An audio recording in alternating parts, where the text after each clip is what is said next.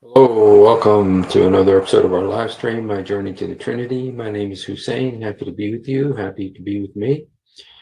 Hello, Andrew. Hello, Elisa. Hello, Jack Ray. Hello, Abla. God bless you all. Thank you for being here. Hope you're having a good night. And yeah, we've kind of been doing a series. It was kind of an inadvertent series because I didn't really plan to do it. Hello, God bless you, Abla. I didn't really plan to do it, but it just kind of came together. I wanted to do something about the hadiths about Adam, because some of them are just way out there. And I thought, well, I wonder what it's like, what it says about the next major prophet to the Muslims, which is Noah. And then we did that, and then there was interesting things there. Did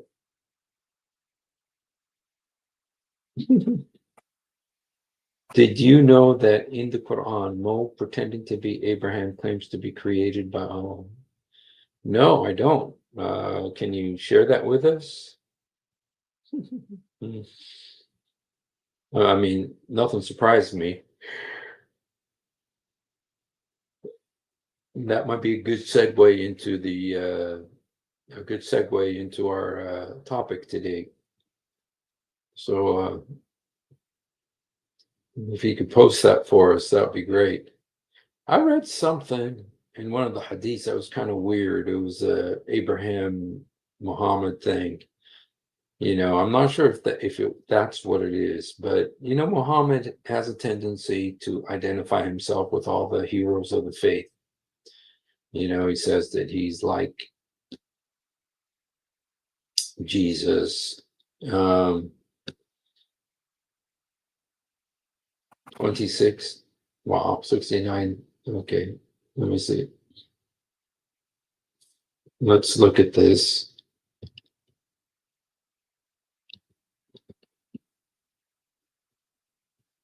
Oh,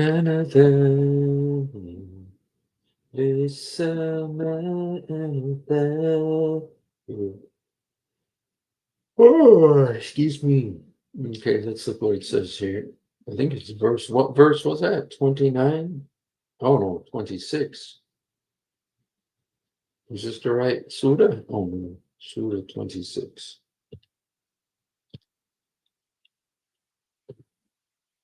And it's verse 69.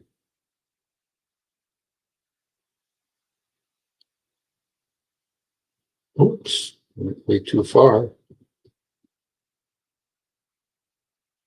أنا ذاهب للسماء. أنا ذاهب للسماء means I'm going to heaven. It's a famous song, Arabic Christian song. It means I'm going to heaven. أنا ذاهب للسماء. أنا ذاهب للسماء. أنا ذاهب. Okay, 69. And recite to them the story of Abraham when he said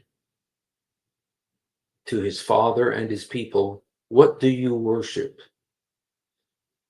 They said, "We worship idols, and to them we are ever devoted."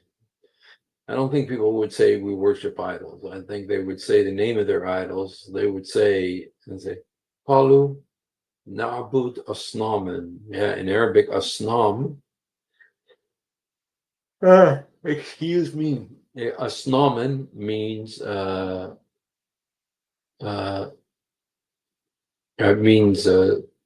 idols. Okay. He said, "Do they hear you when you call on them? Or do they benefit you, or do they harm you?" That's funny, because do they benefit you or do they harm you? It's funny that that's what the Quran asks. Wa yinfa'ukum o yudurrun.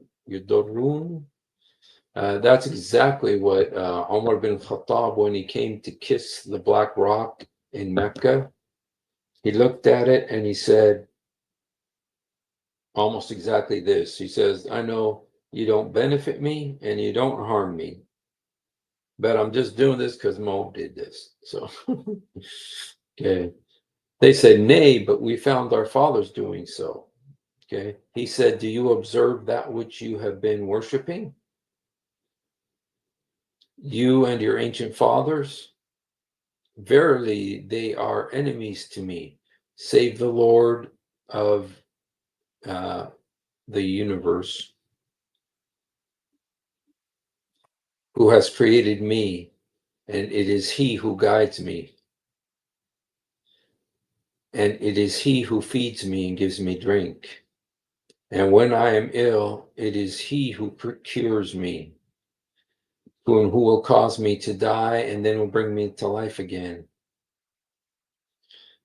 and who I hope will forgive my faults on the day of recompense. O Lord, bestow hukm, religious knowledge, on me and join me with the righteous. Okay.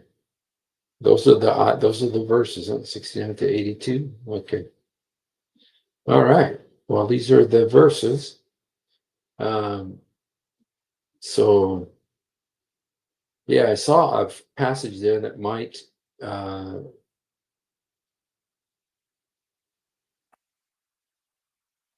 be what our brother was talking about.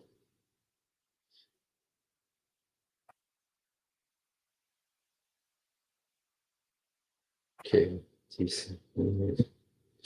But we found our fathers acting. Okay. All right. Well, thank you for sending that. God bless you.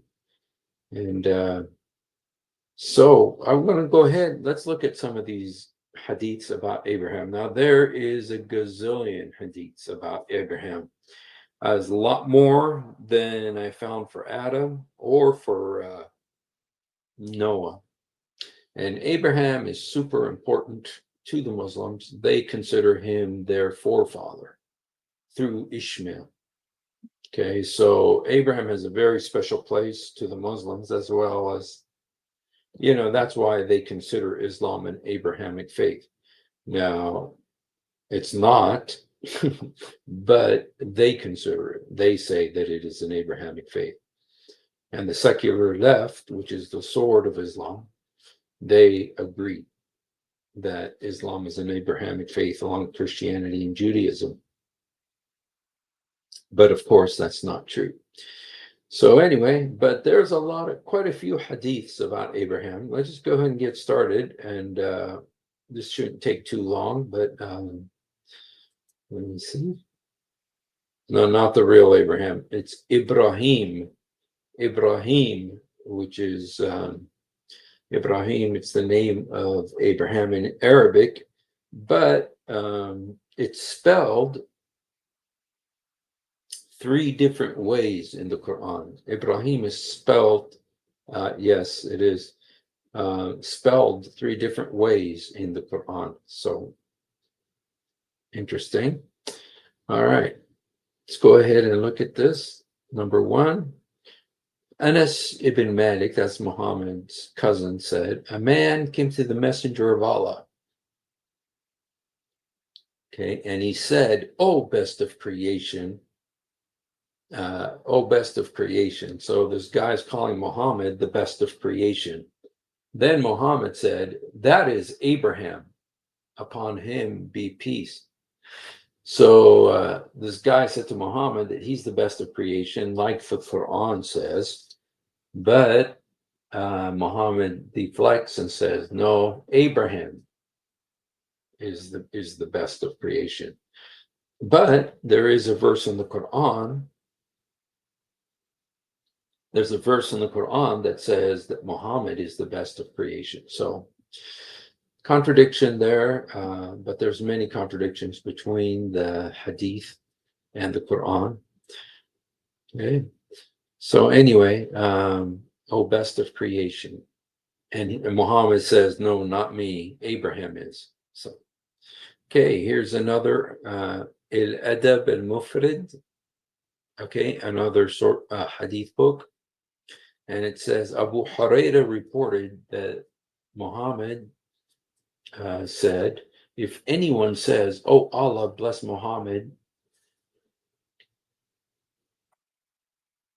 the family of Muhammad, as you blessed Ibrahim and the family of Ibrahim. Shower blessings upon Muhammad, the family of Muhammad, as you showered blessings on Ibrahim and the family of Ibrahim. Show mercy to Muhammad and the family of Muhammad, as you showed mercy to Ibrahim and the family of Ibrahim. I will testify for him on the day of rising, and I will intercede for him. So here Allah, Muhammad is asking people to pray for him and offering to intercede for them on Judgment Day if they do. Muhammad really taught his people to pray for him.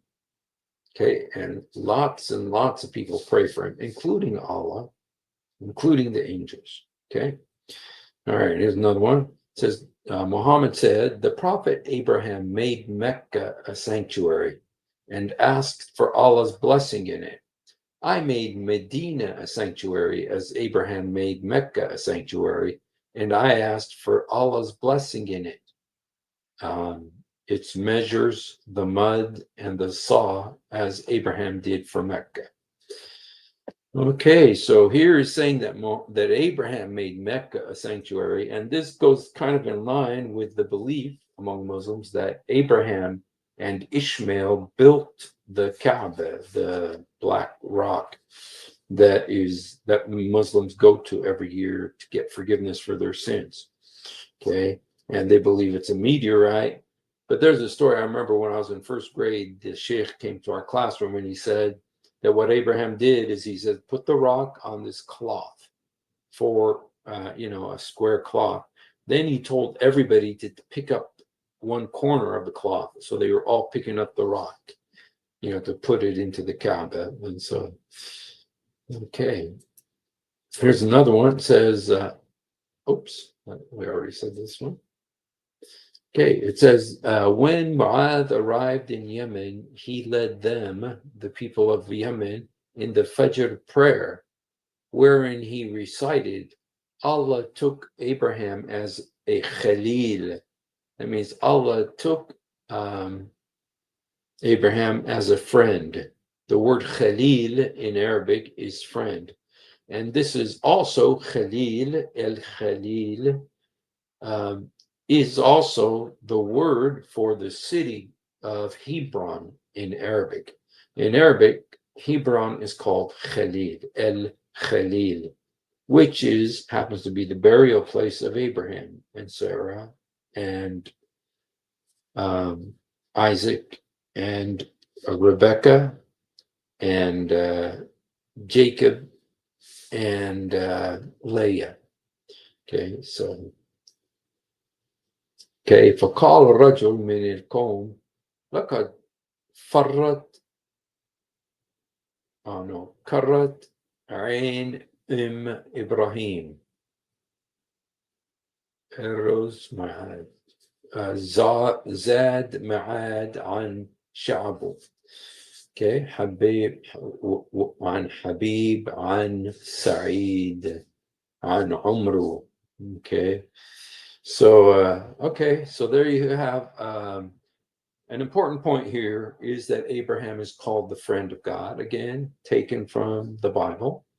He's called the friend of God. And like I said, the city of Hebron is called Khalil. Okay, here's another one. It says, Omar said, I agreed with my Lord on 3 matters. I said, oh, messenger, why don't we take the maqam of Ibrahim as a place of prayer? Then the verse was revealed. You and your people take the maqam of Ibrahim, or the stone on which Ibrahim stood while he was building the Kaaba, as a place of prayer. This is Surah Al-Baqarah 2:125. And I said, O messenger, both righteous and evil doers enter unto your wives.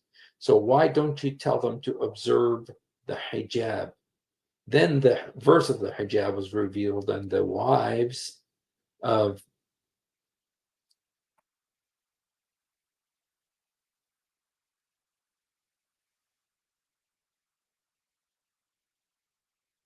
Sorry, you guys.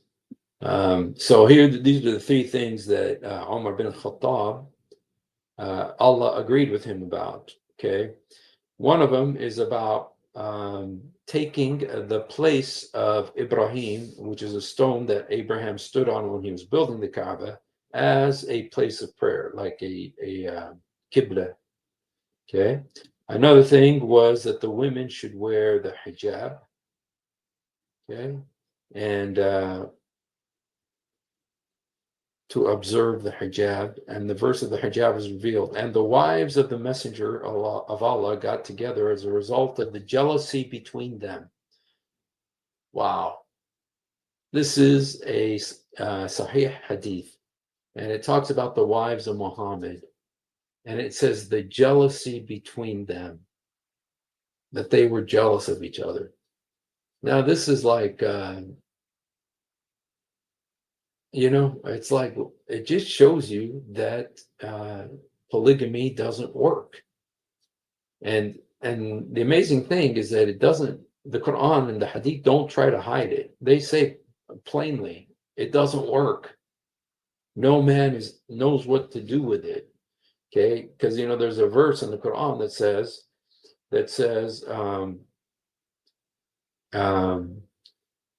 that you can marry more than one if you can be fair. But then a few verses later, it says it's impossible to be fair when you're married to more than one woman. So it's just like contradicting itself within a few verses. And so here it talks about the jealousy between them. And then look what it says. Look what this says. It's such a cruel verse. I mean, you're making all these women, first of all, forcing them all to live together and, put up with each other and be jealous of each other and all this stuff. Okay. And then look what it says. It says, and the wives of the messenger got together as a result of the jealousy between them. And I said to them, okay, this is Anas ibn Malik. I said to them, it may be that if he divorced you all, that his Lord will give him instead of you wives better than you. This is in the Quran, chapter 66, 5. Okay, so just shows you the cruelty of Islam. Asa Rabbu in talakun in yubadlu azwajan khairan minkum. What a terrible thing to say. What a terrible thing to say, to women. So cruel. What woman wants this for her daughter? What woman wants this for her daughter? Just this terrible thing. There's so many problems with this verse, with this hadith. Number one, Allah is taking verses from Umar bin Khattab. Supposedly, Allah agreed. When it says Allah agreed with, or I agreed with the Lord on three matters, what really it's saying is Allah agreed with him because he's the one who came up with these things. And then Allah agreed with him and put him in the Quran. Okay, so especially the issue of the hijab, what a disgraceful story that is. Okay, so anyway, this is what Muhammad brought to the world. Okay, let's look at this. See, okay, it said this. It said okay. Said Allah took Abraham as a Khalid. The man behind him said, "How glad the mother of Abraham is." Okay, so here it's saying that we already talked about this. Okay, on the day of, okay, this is another interesting hadith, and it's a little bit crazy. I kind of wanted to get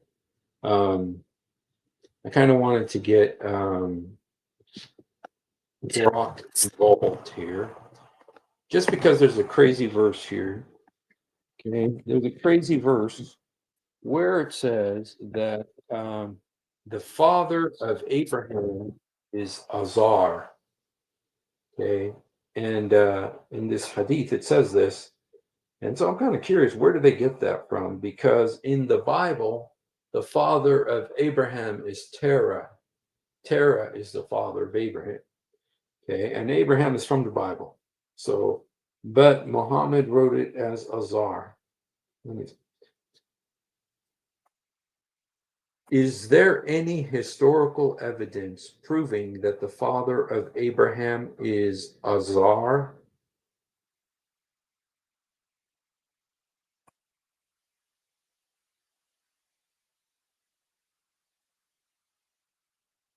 Is there historical evidence that the father of Abraham the prophet is Azar?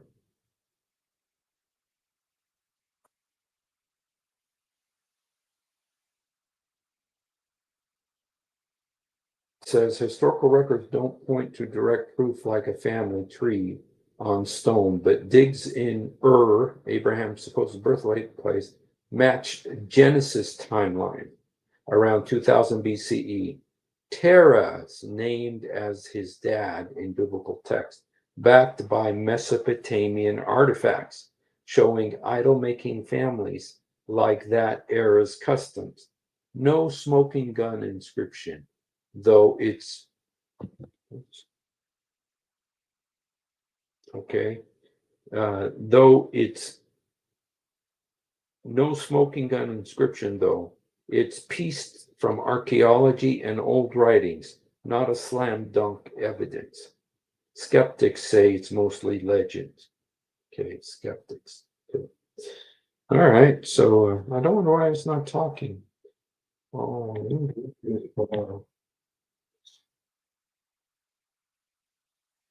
I think I know what. Let me just, because I have I have my earbud out, so okay. Let me just do this again here.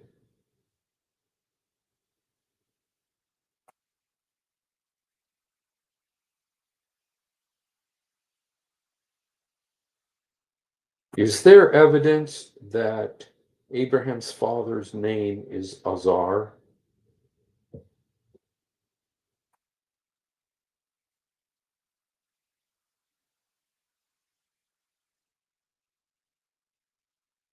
Okay, there. Is there evidence that Abraham's father's name is Azar?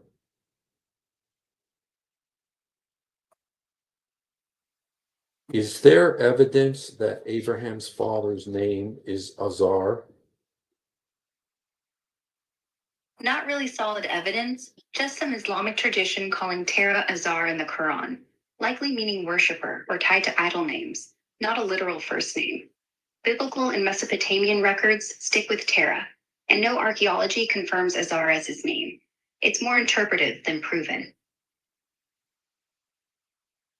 Where did Muhammad get the idea that the name of Abraham's father is Azar? It likely comes from early Jewish or Christian apocryphal stories floating around Arabia, blending with oral traditions. The Quran's Azar could be a poetic nod to idol worship, maybe riffing on Babylonian names like Azu for a god, rather than a strict biography. No direct source, just cultural echoes. Okay, so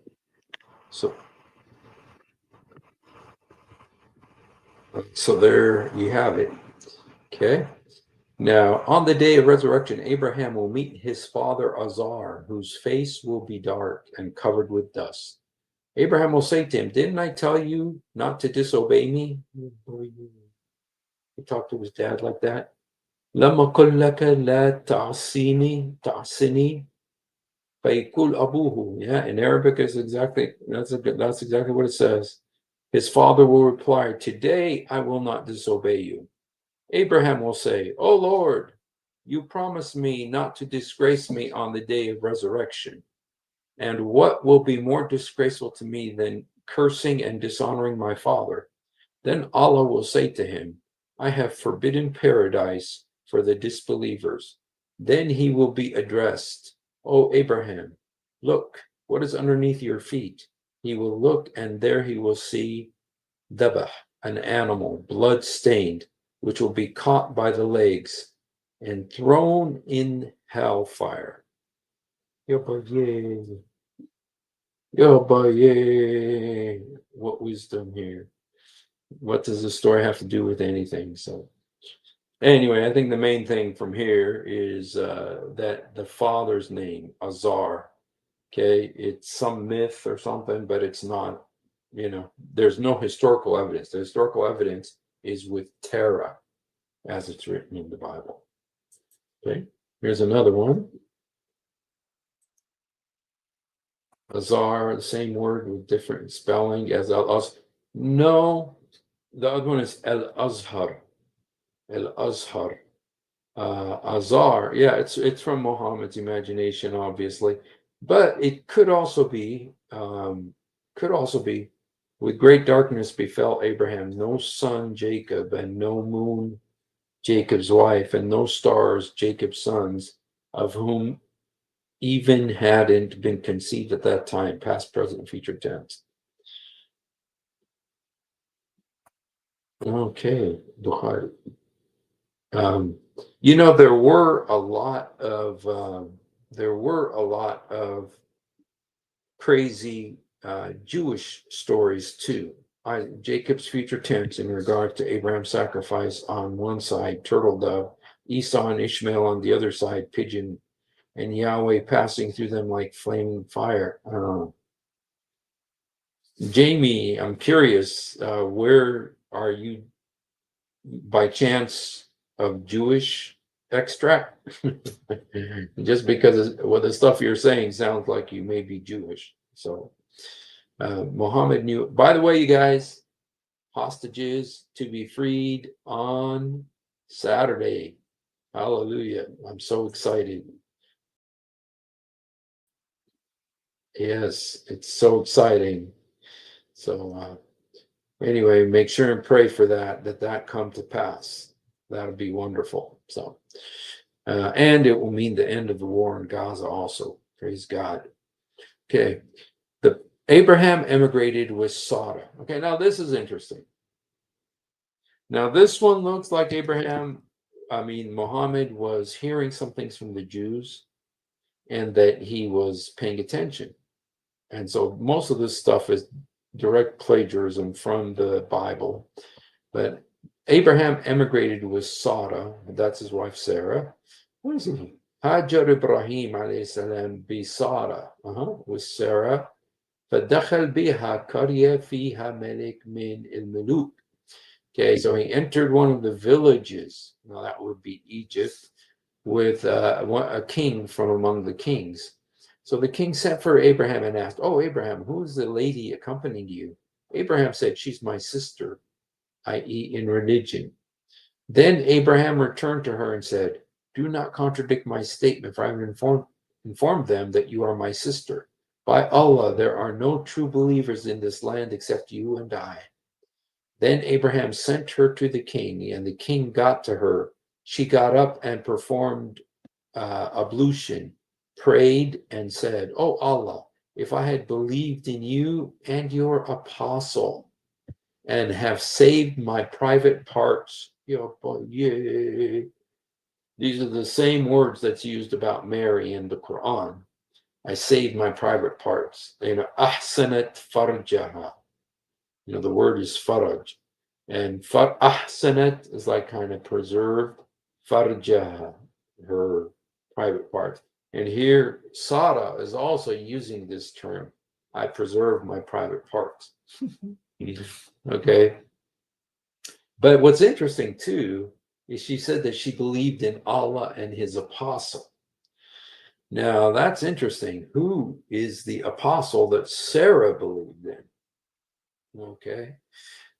من هذا التي معك وقال أختي ثم رجع إليها فقال لا تكذبي حديثي فإني أخبرتهم إنك أختي والله إن على الأرض مؤمن غيري وغيرك.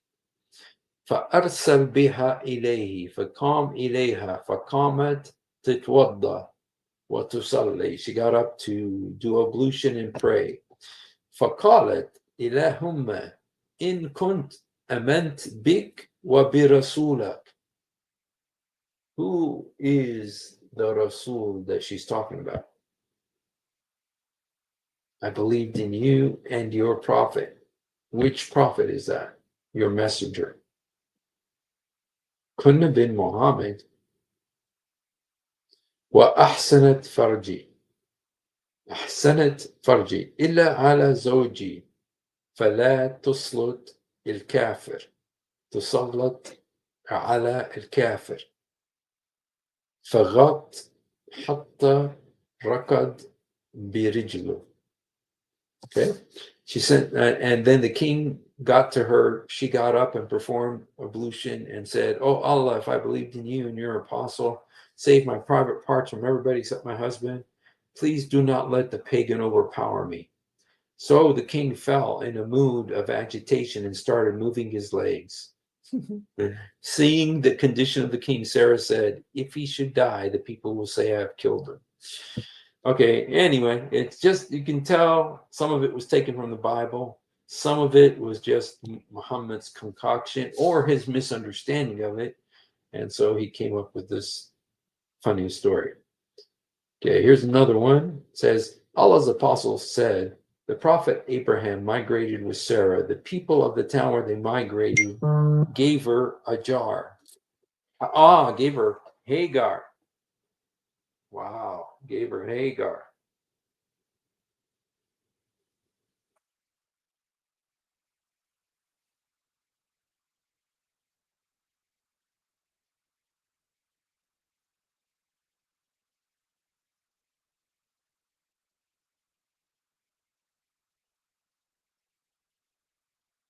Okay, layers of the atmosphere. Oh, are these the 7 layers of the 7 heavens? So, well, that's funny. Let me go ahead and put this on so we can see this. Truth Defender always sends some interesting things. Okay, save the photos. Okay, now I got to send it to myself here. There's got to be an easier way to do this, but I'm not super smart with this kind of stuff. Okay. Gotta go here. Gotta do Facebook. Oh shoot. Messenger. Okay.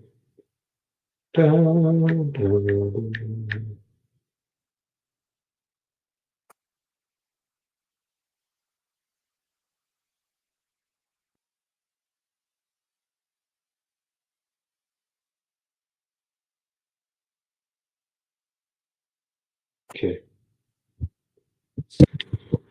Let me just put this here. I'm not sure exactly what it is, but Truth Defender usually sends some pretty interesting things. So let's just take a look here.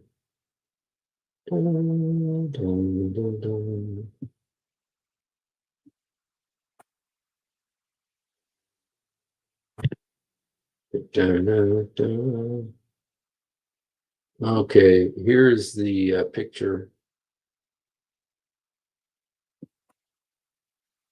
I'm not 100% sure what this is referring to, but it's a very interesting picture. It says layers of the atmosphere 1, 2, 3, 4, 5. Okay. The meteorological rocket, Kármán line, spaceship. Okay. I'm not 100% sure what this is about, but I would like to look into it further. Thank you for sending that, Truth Defender. God bless you. The sun, the moon, the stars bowing down to Joseph. Jacob says, how many laps have you done around the sun since present future? I've done 62, so that's how tall Adam. Oh, okay. So this is how tall Adam and Eve would have been Okay. So Eve actually was very tall. I mean, she's still shorter than him by far, down to his elbow there with a kid. But that's 60. He's in the mesosphere, huh? Meteorological rocket. 60 meters. Well, we read the Hadith yesterday that Adam was 60 cubits tall. It's about 90 feet. I did one once where I showed like how tall he was next to like the Empire State Building. Okay. I wonder what Yasser Qadi says about that. I wonder if Yasser Qadi says about that, if he says he believes in it or not. You see, this is where Houston, and I have great respect for my brother, Truth Defender, and so I don't want to just speak words carelessly, but I do think that he is maybe, how shall we say it, making a bid'ah, which is inventing some stuff in order to, let me see, another picture. Maybe this is going to help. Pinky has some issues, like per usual. Pinky is just very moody. And so,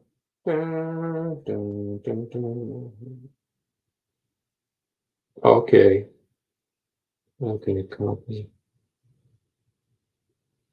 See if I can send it to myself here. Cancel. Okay.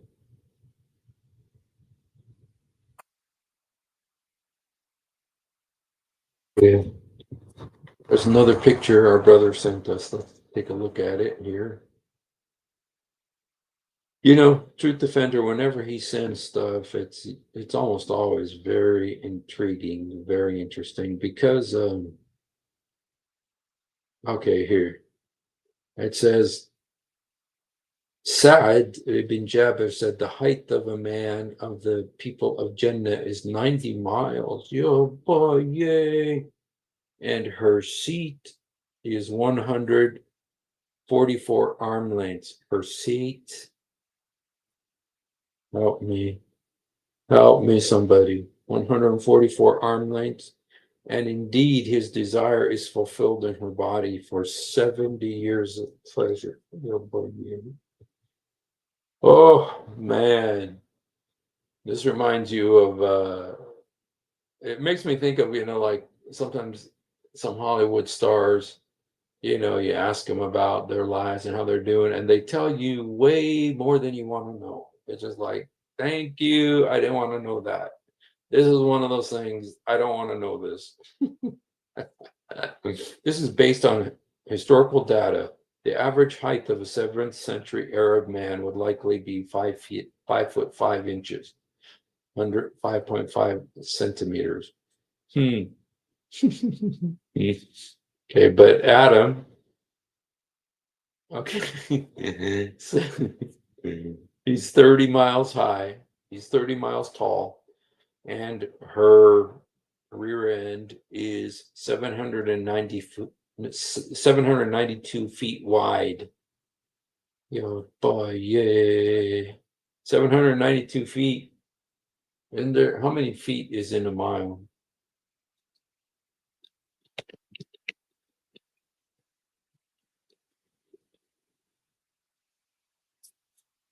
Okay, there's 5,000.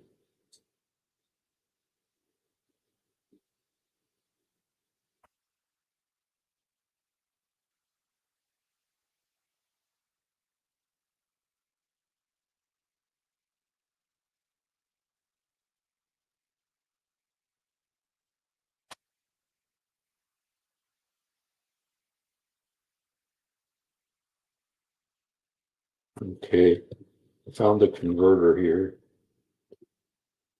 Okay, so it's 1/15 of a mile. It's 1/15 of a mile. Okay, so very important. Thank you so much, Truth Defender. That really enlightens us. Covenant promises regarding Jacob's sheep nations and Jacob, Israel, and his sons, the covenants individually in Christ Jesus. So are you a Messianic Jew, Jamie, or an evangelical Christian?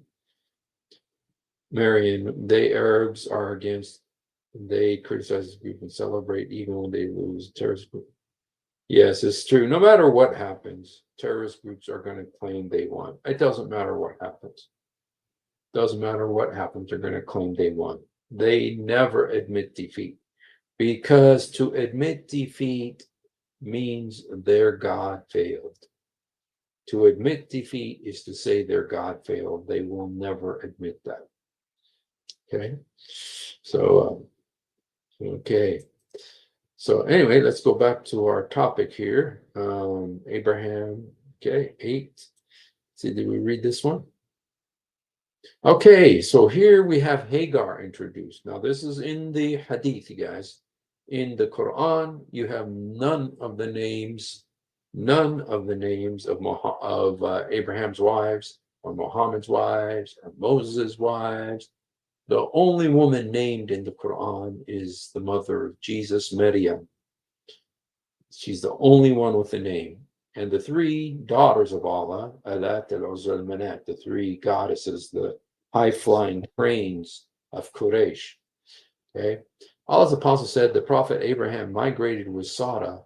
The people of the town where they migrated gave her Hajar, Hagar, Hajar, okay, in Arabic. No, in Rasulullah, وقال Hajar Ibrahim بسارة فأعطوها أجر فرجعت فقالت شعرت إن الله كبت الكافر وأخدم وليده. قال ابن سيرين عن أبي هريرة. Okay, let's see. The town, and they gave her Hagar. Sarah returned and said to Abraham, do you know that Allah has humiliated that pagan, and he has given a slave girl for my service? Okay, I think it's talking about Pharaoh. Okay, because he's the one who gave them Hagar. Okay, see this one? The messenger says, Allah. Okay, now here is where Muhammad equates himself with Abraham. Okay, he equates himself with Abraham here. The messenger said, Allah has taken me as a close friend, a Khalil, which is the name of the city of Hebron in Arabic, as he took Abraham as a close friend. So my house and house of Ibrahim will be opposite to one another on the day of resurrection. And the Abbas will be in between us, a believer between 2 close friends. Okay, so Abbas, he must have been giving Muhammad money or something, or fighting with him, or doing something for him, because Ibn Abbas is very, very, very present in the Hadith. Okay, he's one of the main Hadith compilers.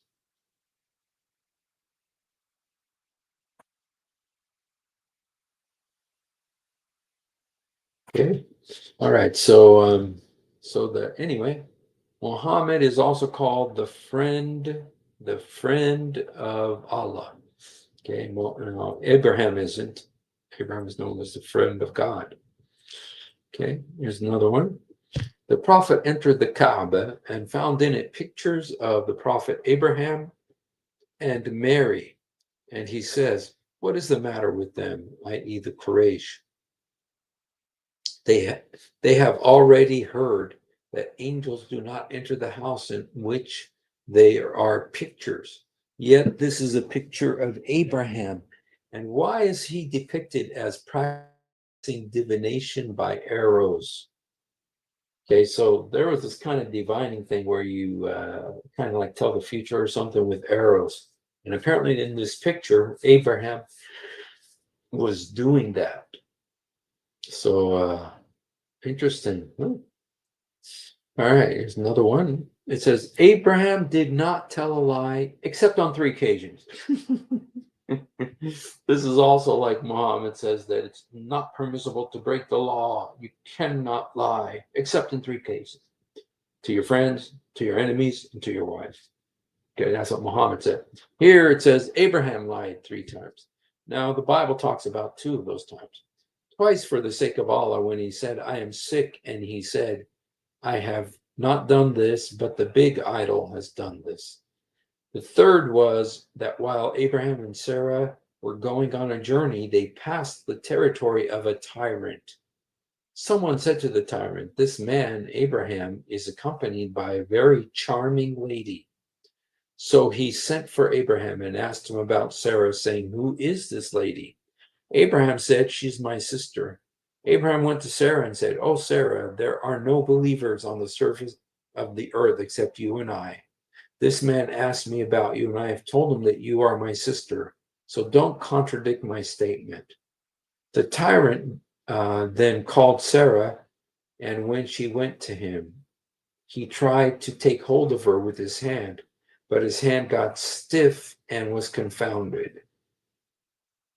Okay, so strange little story there. Except there's a little bit, of course, very recognizable. There's 2 incidents in the life of Abraham where he lied about his wife being his sister. Number 1, when he went to Egypt, and that's when he was given Hagar. And the other time was with Abimelech, a Philistine king. And the result was that all the wombs among the Philistines were closed. As a result, they do not have any children. But then a year later, the Lord came to Abraham and told him he was going to have a kid, but he needed to pray for the people of Abimelech, so that because he said that he did what he did ignorantly, he didn't know that she was his sister. Okay, let's get the final one here. The wife of the prophet, Allah's apostle, said to her, don't you see when your folk built the Kaaba, they did not build it on the foundations built by Abraham?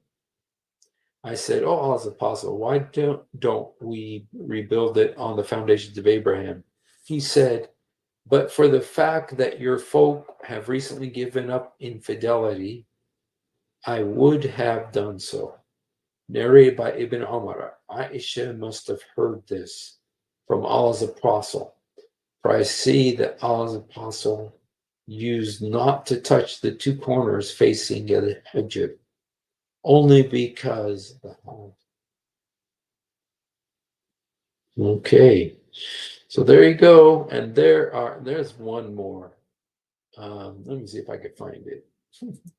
There's a hilarious hadith. Let me see if I can find it.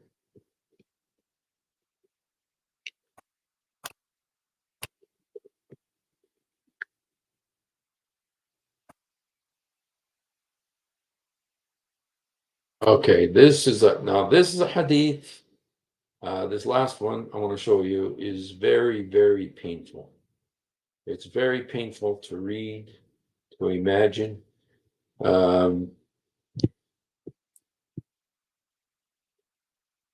Warika daughter, daughter of Waraka. You know what? I kind of blame Waraka for all this because he's kind of like the one who really started Muhammad down this road. Okay. So anyway, let's look at this one right here. This is, you guys, this is very painful to read. So just warning you. Abu Huraira reported that the messenger of Allah, may Allah bless him and grant him peace, said, Ibrahim, may Allah bless him and grant him peace, was circumcised when he was 80 years old. He was circumcised with an axe. Oh boy, yeah.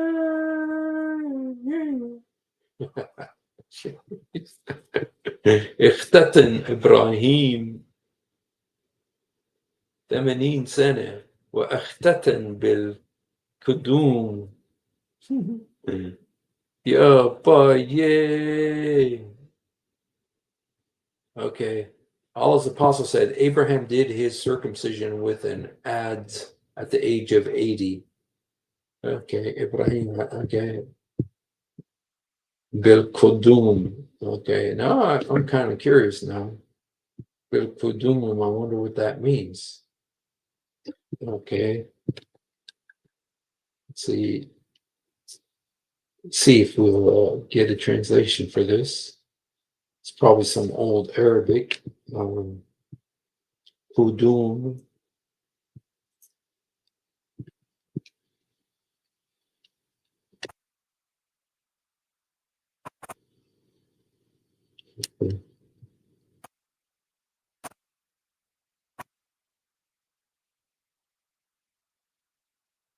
Okay, I'm trying to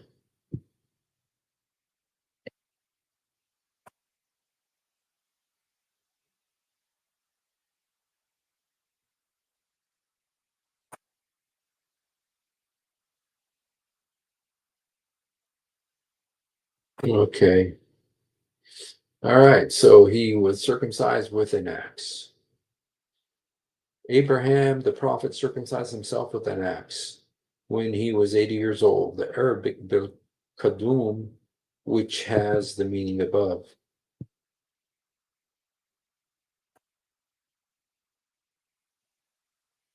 Some people say Qudum was a city in Syria. I don't know.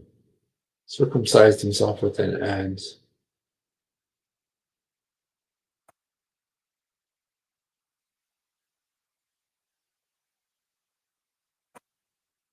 Okay, says Ibrahim, may Allah bless him, was circumcised when he was 120 years old. Then he lived 80 years after that. Oh, because in the Bible, he was circumcised when he was, I believe, 99. And then he lived, I believe, 175 years. Okay. Here it's 200 years. Okay. Friend of the compassionate one, Abraham, the friend of the compassionate one, was the first man to entertain a guest, the first man to be circumcised, first man to clip his mustache, and he first man to notice gray hairs. So he's okay. All right, you guys. Well, those are some of the hadiths, crazy hadiths about Abraham. And yep, you do what you want with those, but they are hadiths. Most of them are Sahih hadiths. So the Muslims are kind of stuck with them, and they are crazy. Some of them are from the Jewish sources, but a lot of them are just, I think, from Muhammad's imagination or that spirit that used to come on him. So, okay, al-Qudum is an act. Okay, Ablan, who knows Arabic, al-Qudum is an axe. Okay, yeah. Told you. All right, you guys. Well, shoot. All right, we almost made it to an hour, so that's pretty good. So thank you for being with us. And if you're Muslim, you should leave Islam. Look at the stuff that your book says.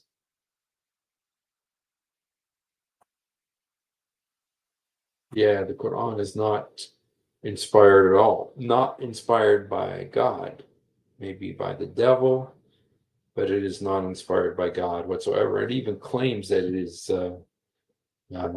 inspired by the devil. It even has devils talking in it.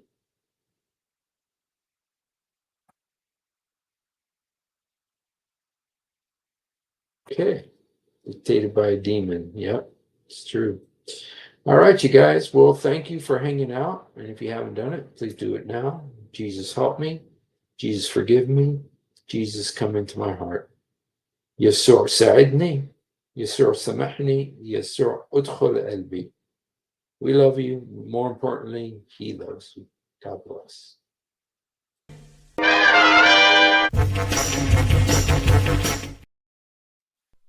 If you have ever wondered why dull apologists lie so much, it's because on a rare occasion that they tell the truth, this happens. One of the reasons I accepted Islam was the scientific miracles. I'll be honest with you. And now we know that this whole scientific miracles was absolute nonsense. You're going to have to repeat that. Now we know that the standard narrative has holes in it. That's what I'm going to say.